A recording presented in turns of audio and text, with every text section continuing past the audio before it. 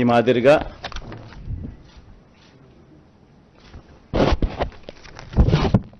మాదిరిగా మన మేనిఫెస్టో ముఖ్యమైన అంశాలు.